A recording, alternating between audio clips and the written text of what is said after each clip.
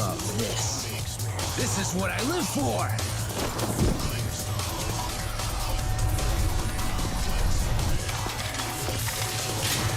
I'm absolutely crazy about it! Welcome to Watch Mojo, and today we're going through the entire Devil May Cry timeline. Since the overarching plot is released out of order, we'll be looking at it chronologically.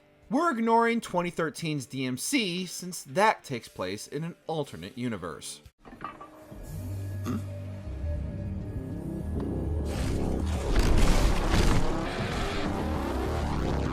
Not in a million years. 2,000 years ago, a demon named Mundus consumes fruit from the Quilof tree, becoming the emperor of the demon world. The legendary Dark Knight Sparda, once Mundus' prime general, fights and rebels against his master. After defeating Mundus, Sparda seals him and most of his malevolent forces away, shutting the demon world through various hellgates. The final portal, a massive tower called the Temen-ni-gru, is closed by using his own blood, the blood of a human priestess, and his namesake sword. Although most of his adventures over the next 2 millennia are a mystery, Sparda encountered further foes during this time. This included using the sword Yamato to seal another hellgate in the town of Fortuna.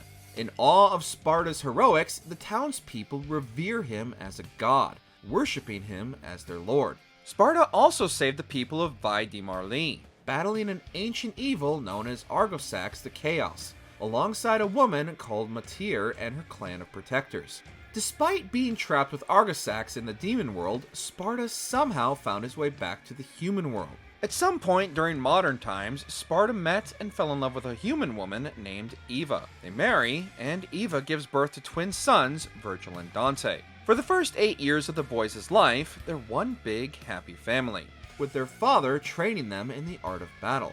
Eva gifts her sons 2 halves of an amulet, which Vergil and Dante treasure. Vergil, Dante, happy birthday. Wow! However, after Sparda dies under unknown circumstances, the family is attacked by demons sent by Mundus, killing Eva and separating the brothers. Vergil, mistakenly believing his mother abandoned him to rescue Dante, harbors a grudge against his brother that goes on to define him. If I don't return, you must run. By yourself, alone. Each brother acquires weapons from their father. Dante claims the sword Rebellion, while Vergil inherits the Yamato.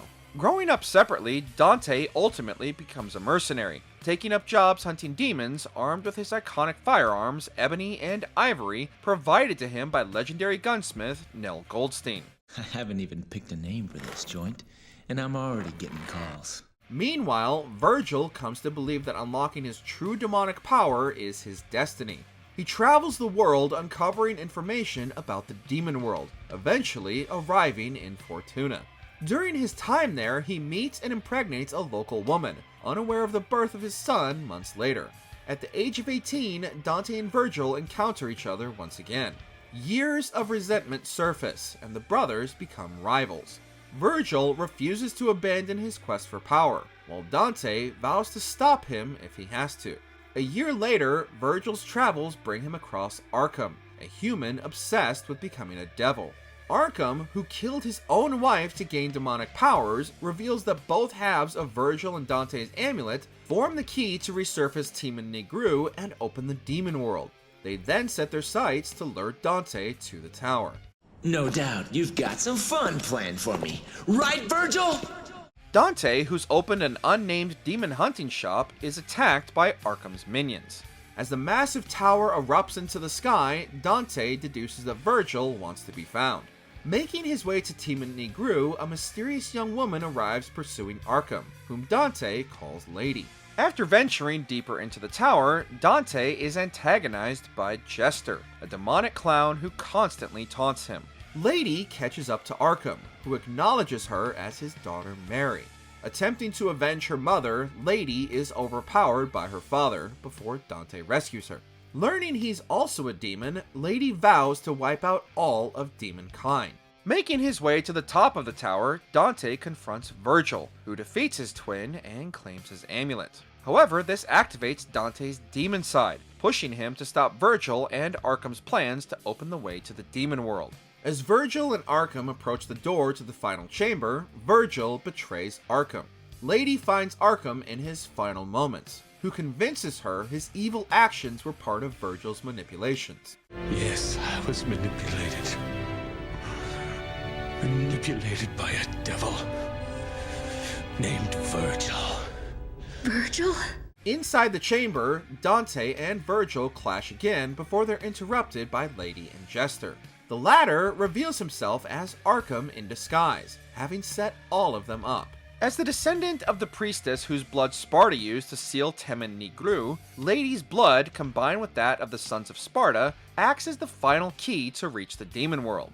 Leaving the trio for dead, Arkham ventures into the demonic realm to find the Force Edge, the dormant form of Sparda's namesake sword. After battling his way back to the tower, Dante finally faces Arkham in the demon world. Meanwhile, Vergil sneaks up the tower as well, reaching Dante during his clash against an empowered Arkham. Working together, the brothers defeat the psychotic zealot. Jackpot. Finding her father wounded and weakened, an enraged lady kills him, avenging her mother. In the demon world, Dante and Vergil fight for ownership of the Force Edge, with Dante defeating his twin. Vergil chooses to stay, reclaiming his half of the amulet before casting himself into the depths of the demon world. Witnessing Dante mourn the loss of his brother, Lady realizes that not all demons are evil. This wins him her respect, marking the beginning of their friendship. Lady leaves for her own adventures, but not before providing Dante with the name of his demon hunting business. Wanna know the name? Devil May Cry. In the demon world, an injured Vergil encounters Mundus and decides to challenge him. However, Vergil is defeated and transformed into the likes of Nilo Angelo, now Mundus's enslaved servant. The Yamato, shattered and in disrepair, ends up in Fortuna, in the hands of Agnes, a researcher for the Order of the Sword. 10 years later, Mundus begins his plan to escape the demon world by creating Trish, a demon in the visage of Dante and Vergil's mother, Ava. She approaches Dante in his shop, asking him to accompany her to Mallet Island to stop Mundus from opening a Hellgate. Trish quickly abandons him, leaving Dante to explore the island on his own. During his stay, he's constantly stalked by Nilo Angelo, fighting the Black Knight on multiple occasions. Dante also faces off against Mundus's various monstrous servants, slowly discovering Sparda's history with Mundus. Nilo Angelo confronts Dante again, unmasking himself for the first time, before being bested and seemingly killed. With his half of the amulet left behind, Dante realizes Nilo Angelo and Vergil were one and the same. Unlocking the power of the Force Edge with both amulets, Dante comes to possess Sparda's namesake weapon. Eventually, Trish reveals herself as a spy for Mundus, although Dante continues to see the good in her. I should have been the one to fill your dark soul with light! Mundus exploits their connection, but inadvertently empowers Dante to fight him on even terms. After a prolonged battle, Dante banishes Mundus back to the demon world with Trish's help. Free from the clutches of the Demon Emperor, Trish chooses to join Dante's business as his partner, renaming it Devil Never Cry. Okay, let's get it over with in 10 minutes. Can't let a single one of those suckers live. 5 minutes.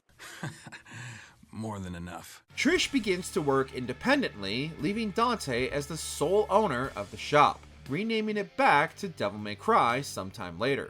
Low on funds, Dante relies on loans from Lady and J.D. Morrison, his information broker. Needing money to pay off his debts, he accepts a job to bodyguard a young orphan named Patty Lowell. Initially believing her to be a rich heiress, Dante learns she's just a decoy, ultimately becoming Patty's reluctant caretaker. Meanwhile, Lady is hired to kill a female demon with mysterious powers, unaware that it is Trish. The two engage in a massive battle, believing the other to be the evil party. However, Dante intervenes just in time, introducing his allies to one another. During this time, a demon named Sid manipulates Dante, planning to use Patty to open a gate to the demon world. Patty, a descendant of a sorcerer named Alan Lowell, possesses the amulet needed to release the powers of the demon Abigail that Sid is after.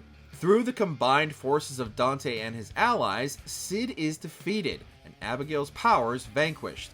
Reunited with her birth mother, Patty leaves Dante's care, who resumes demon hunting with Lady and Trish. The Demon Slayer, Dante.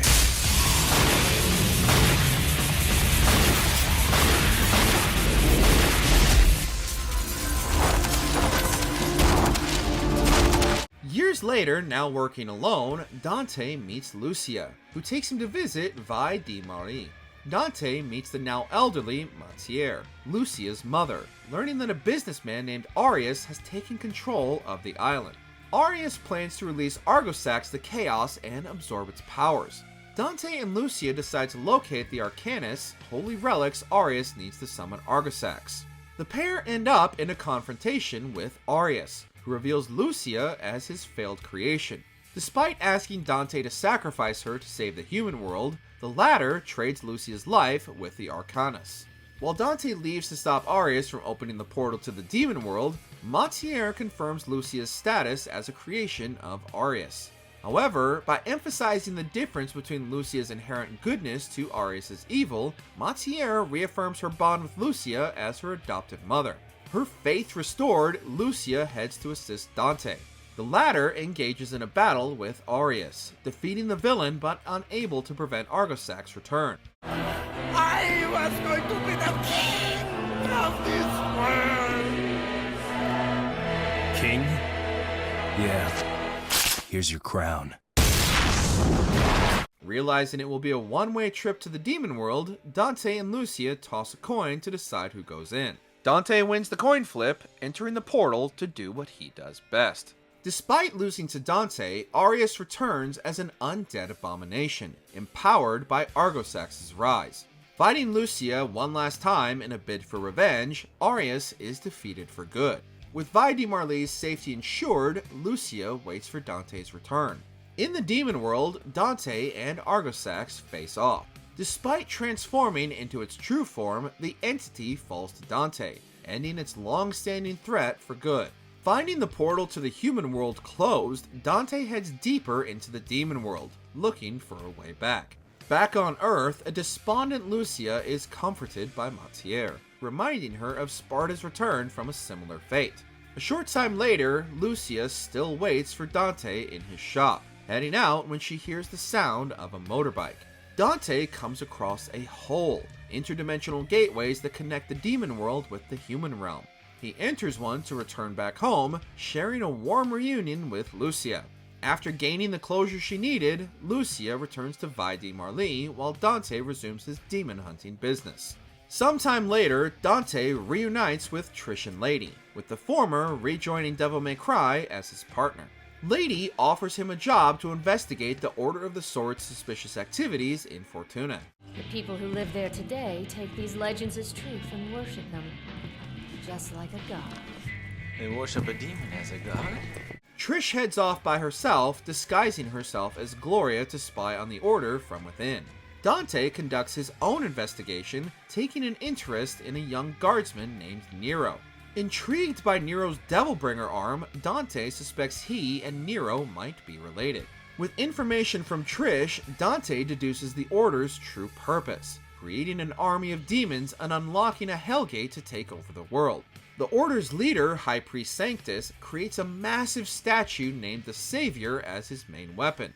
To do so, he plans to lure Dante to Fortuna and use him as the key to activate the Savior, knowing Dante will arrive to claim the Yamato.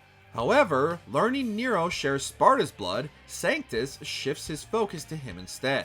Hoping to thwart Sanctus's plans before they can be put into motion, Dante crashes a ceremony and assassinates him. Nero, believing Dante to be the enemy, engages him in battle. Realizing the depths of Nero's powers, Dante's belief of their familiar relations strengthens. After ending their fight in a stalemate, I would even go as far as to say that I underestimated your abilities. Dante leaves to take care of the rest of the Order while Nero is tasked with capturing him. During his mission, Nero uncovers the Order's plans, locating the Yamato held by the organization's head researcher, Agnes. The sword repairs itself in Nero's presence, empowering him and unlocking his devil trigger, forcing Agnes to flee. Believing his mentor Credo can bring the Order to justice, Nero is surprised with Credo's involvement with the organization. The two fight but are interrupted by Agnes, who holds Credo's sister and Nero's love interest, Kyrie, hostage. Nero ultimately fails to rescue Kyrie before encountering Dante once again. Noticing how the Yamato reacts to him, Dante realizes that not only are he and Nero related, Nero is Vergil's son.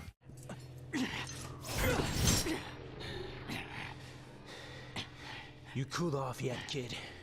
Despite beating Nero in combat, Dante allows him to keep the Yamato since their interests are aligned. Nero confronts Sanctus to save Kyrie, but finds himself outmatched and absorbed into the Savior. Credo attempts to help, but is slayed by Sanctus.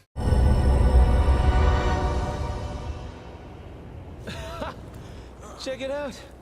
It's got wings. The design shows terrible taste. While Trish evacuates Fortuna's citizens, Dante destroys all the Hellgates within the city. Dante also kills Agnes to regain the Yamato, which he uses to save Nero. Keeping the Savior busy from the outside, Dante tasks Nero to finish Sanctus off from within. Fueled by the power of the Yamato, Nero confronts Sanctus one more time, foiling his plans and destroying him along with the Savior. With the threat thwarted, Nero attempts to return the Yamato. However, Dante entrusts him with it, choosing not to reveal their connection as uncle and nephew just yet. I thought this meant a lot to you. That's the only kind of gift worth giving. I want to entrust it to you, so I am. What you do from here is your call. With the safety of Fortuna restored, Nero and Kyrie begin a relationship, while Dante heads back home with Lady and Trish. Over the next 5 years, Nero and Kyrie move in together, looking after the orphanage in Fortuna. Continuing his association with Dante, Nero opens a branch of Devil May Cry in the city, becoming a devil hunter in his own right. Nero also befriends a gunsmith named Nico, who also happens to be the granddaughter of Nell Goldstein and the daughter of Agnes. Quite the family tree. She provides Nero with advanced weaponry, allowing Devil May Cry to become a mobile branch, as the pair travel and look for demons to hunt. Meanwhile, Dante returns to Vaidhi Marli at Matier's request, learning that Balrog, Argosax's right-hand man, is tormenting the island. Dante reunites with Lucia to battle the demon. Balrog uses a shard of Yamato as his main source of power, alerting Dante to the possibility of Vergil's survival. Despite the power boost, Balrog is no match for Dante, choosing to become one of his devil arms instead. With their mission over, Lucia ponders over revealing her feelings for him, but discouraged by Dante's obliviousness, she bids him farewell instead. Although finally free of Mundus' control, the weakened Vergil's body begins to deteriorate. Drawn to the Yamato's power, Vergil ambushes Nero, cutting off his Devilbringer and regaining his sword once more. I'm taking this back. Unable to sustain himself, Vergil returns to his family home and splits himself into different forms, a host of demonic familiars born from the trauma of his time spent as Nilo Angelo, a demonic abomination named Urizen who embodies his lust for power, and a human named V who represents the good in him. Urizen takes control of Redgrave City, using the Quailof demon tree to drain its citizens of their blood. Urizen intends to consume the Quailof's fruit to become a king like Mundus had 2 millennia ago, while V finds himself crumbling without his other half. 3 days later, he makes his way to Devil May Cry, hiring Dante to stop Urizen's destruction of Redgrave City, while Morrison contacts Lady and Trish to assist them. Upon learning that Urizen is Vergil's demonic alter ego, Dante accepts the job. However, even with Nero, V, Lady, and Trish by his side, Dante is overwhelmed by Urizen's power and falls into a coma. While Lady and Trish are captured, Nero and V flee. Hey, get Nero out of here! This is a bad move! I can still fight! Nero, go! You're just dead weight! 1 month later, the Quailof is close to bearing the fruit, forcing Nero and V to act again. The pair destroys as many Quelaw fruits as they can. Nero rescues Lady, while V discovers Dante along with his sword Sparda. After Dante frees Trish, he awakens his own demonic side like Vergil, unlocking the true potential of his powers.